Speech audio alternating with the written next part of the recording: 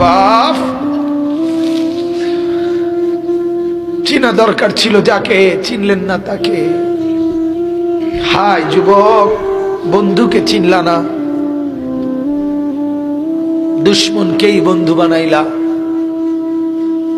দুশ্মনকেই বন্ধু বানাইলা।